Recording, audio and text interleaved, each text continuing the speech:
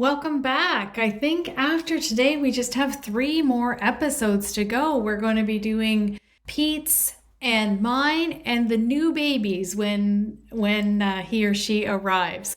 So this is the 12 Days of Human Design series. Over the course of 12 days, we've been looking at every member of my family so that you can really see how the human design nuances play out in a design.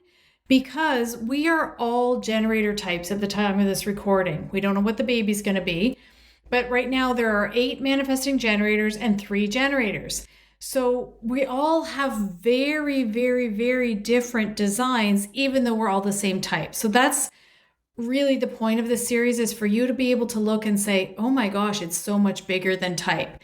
And to see if any of these little nuances match in your own design.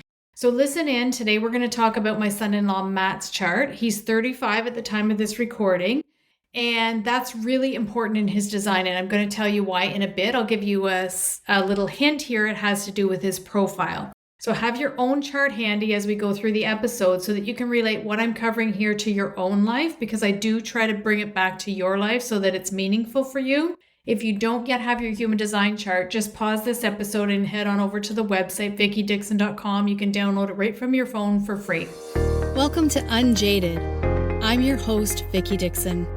This is a podcast with a human design spin on building the life, the relationships, and the business that you were made for. Let's dive in. So there's a photo of Matt's chart in the show notes so that you can take a look as we go along if you want to be able to see where I'm talking about the things that I'm talking about. First things first, Matt is a 3420 manifesting generator. We have a whole bunch of them in our family, as Sawyer would say. If you've been following along, you've already heard me talk about the 3420 channel, but I'm going to walk you through it again super quickly just to be sure. So only manifesting generators can have this channel, but not all manifesting generators will have it. So look at your own chart if you're a manifesting generator and see if it's defined or colored in for you. If it is, there will be a red or a black or a combination of the two line joining gate 34 to gate 20. Gate 34 is in the sacral center, gate 20 is in the throat center.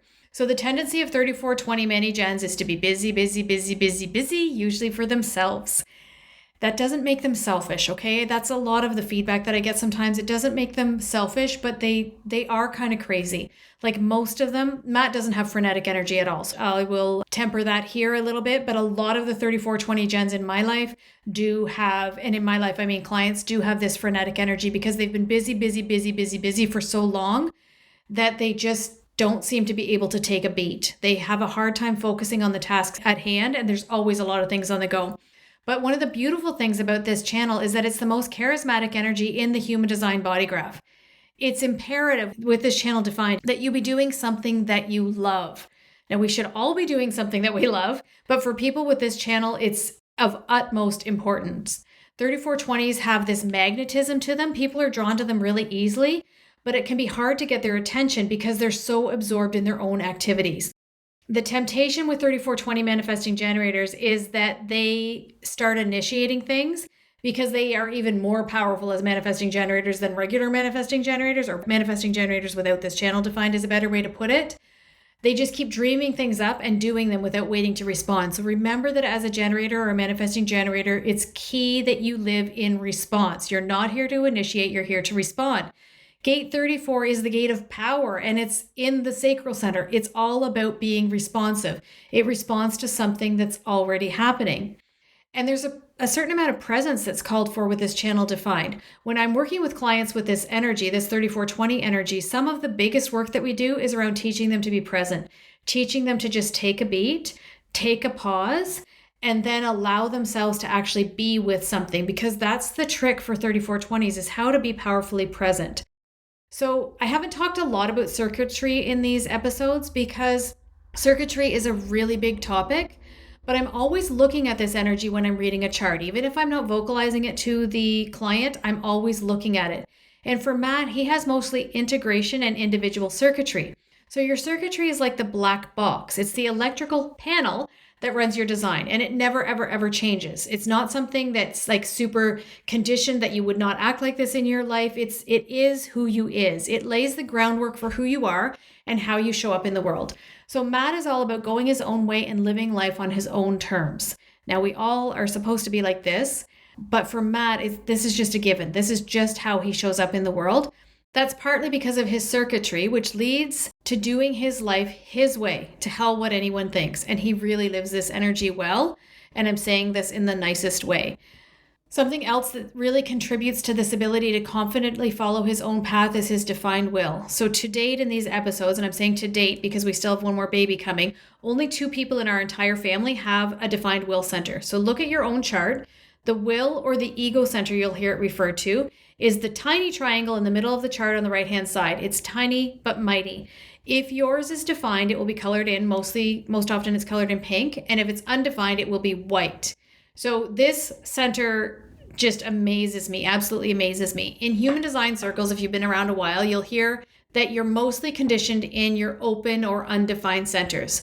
So you look at your design and you see that you have a defined will and you're like, whew, I'm not conditioned at all. Only 1/8 of the population has this center defined. It's willpower, certainty, assertiveness, confidence, resources, self-assuredness, all that good stuff. Finances, money, all the resources.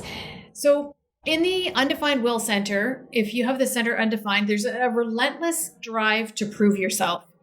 It is the energy that constantly questions its value and its worth. There can be like underpricing of services, doing things for cheaper than anyone else would, but really having to prove to yourself that you can do it, always trying to prove to yourself. And this is how it plays out for me. I have an undefined will center and it's crazy how it plays out for me. So when I was climbing the ranks in a direct sales company, I climbed very, very quickly. We have a big money story around why I climbed so quickly in the direct sales industry. And Pete and I had this game where he would call me and tell me that he didn't really think that I could do it because I'm really motivated by someone not believing in me. Now, there may be a whole lot of other things that should be unpacked on a couch somewhere with that, but that lives in this undefined will center for me. It's like I will always prove that I can do it, especially if someone tells me that I can't. Like, I don't need fluffy words of affirmation. Thank you very much. You tell me I can't do it and I'm on it. So it's interesting because while only 1/8 of the population has a defined will center, at least 95% of my clients have a defined will. And that's freaky. Like the math doesn't add up. But I have found this defined center in the women I work with to be the most conditioned place in the human design body graph. And that's not a popular opinion because in human design circles, you're going to hear that the conditioning happens in where you're undefined. But this defined will center for women is a crazy spot for conditioning.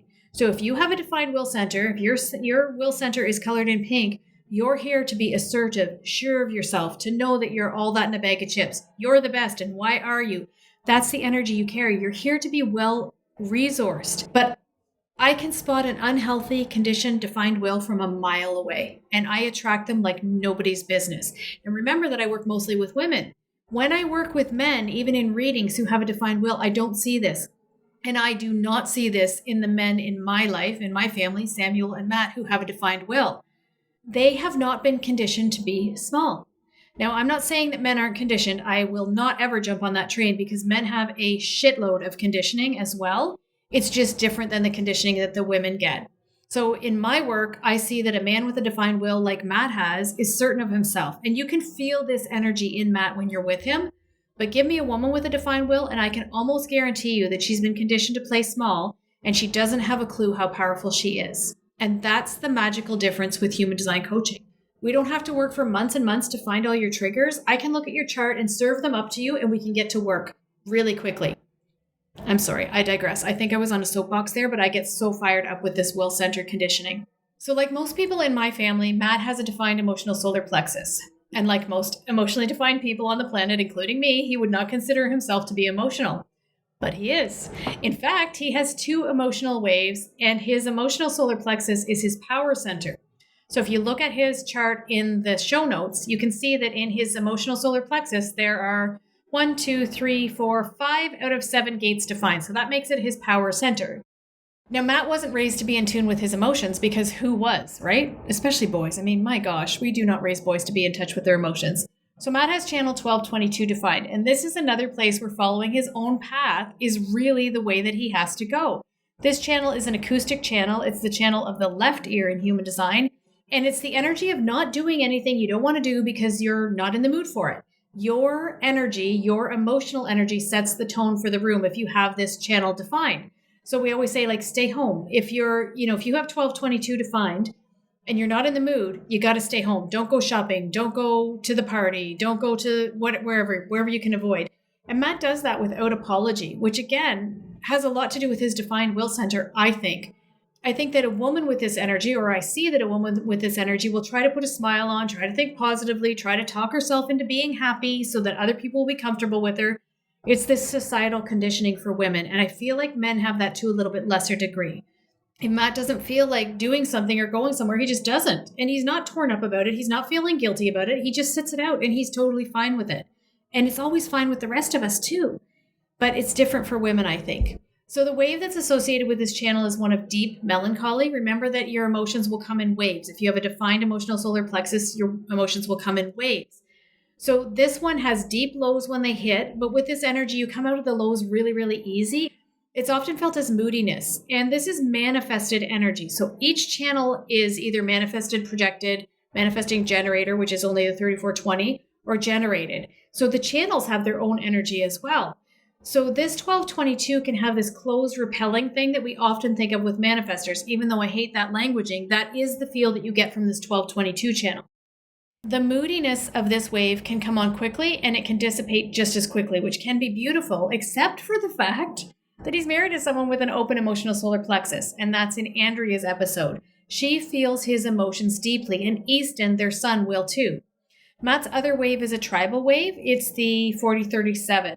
So 4037 can have moments of rage. And I'm not saying that I've seen this rage in him. I think once I saw it, and it's when his tribe was threatened. So 4037 is tribal energy. It's the energy of being sure that the tribe is well resourced, that everyone has enough, and the right agreements are in place. When your needs are not being met with this 4037, or when there's a pattern of needs not being met, that's when the rage sets in, or that's when that snap of the mood will happen. Something that's really cool about the energy of this channel for Matt's chart specifically, and maybe in your own chart, we're going to look at the numbers on either side of the body graph. The top two on the right, followed by the top two on the left, form your incarnation cross. And your incarnation cross, think of it as the movie of your life.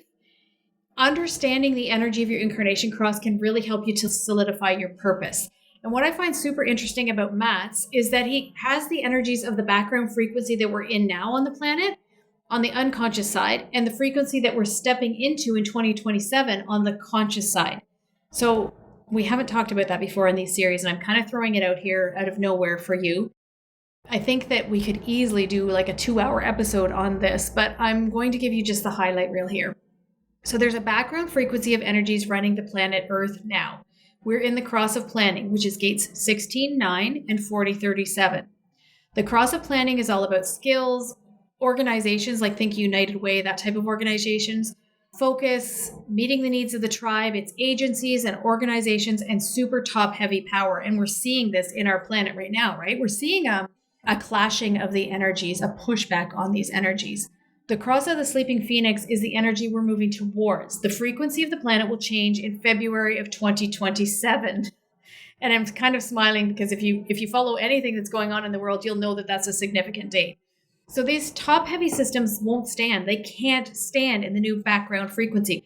The cross of the sleeping phoenix is 3420 and 5955. So it's all about power to the people, faith, abundance, presence, creativity. It's individual power and bonds that matter. So it's interesting to me whenever I work with a client who has either of these energies or a mix of them to see how they're feeling about life in the world, because human design is an experiment. So ultimately, it's about asking yourself, how does this feel in my body? Am I noticing a difference in the way things are showing up for me? How can I sink deeper into my own best way of doing things so that I can experience a better outcome? And I wonder how this energy feels because it's not my lived experience. I don't have either of those energies in my incarnation cross. So a couple of other things that I want to look at in Matt's design, and I want you to look at in your own design or the design of your child, if you're looking at your child's design, because it's powerful energy. If you've been following this series, you know that I get on a soapbox for the kids, and this is going to be more of that. So brace yourself. Matt has a lot of experiential energy in his design. He's not someone who's going to be told what to do and how to do it. He is absolutely someone who learns through experience. It's the only way for him. And our society isn't set up for children like this. And remember, when I'm looking at a human design body graph, I am looking at the newborn baby who came into the world with all of their gifts without the conditioning. So we're going to look at a few places this shows up for Matt. Number one, he's a manifesting generator. So we know that he's here to be busy, and he's here to go his own way, and he's here to multitask and do 100 things at once. He has channel 3420 defined. We've already talked about that. He's busy, mostly for his own endeavors. He has gate 36 defined in a defined center. So that's the energy that's with him all the time. Wherever you have defined gates and defined centers, that is energy that you have all the time. Channel 36 is Evel Knievel energy. It's all's well that ends. It's not all's well that ends well, all's well that ends. So he's always up for a challenge or a change. He has this restlessness to experience the thing. He just needs to experience the thing. He has gate 38, the gate of the fighter. It's all about knowing what to fight for.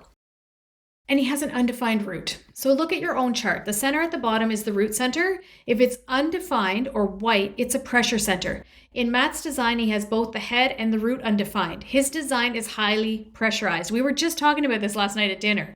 So why we were talking about it at dinner is because he was going to get a coffee on his way home at 7:30 at night, and Andrea was kind of panicking, and I'm like, he's got an undefined root. He's fine. Like, no, I don't think anyone really should, I'm putting that in air quotes, be drinking coffee at that time of night. But there's a lot of adrenalized pressure in this design because he has both of these centers undefined.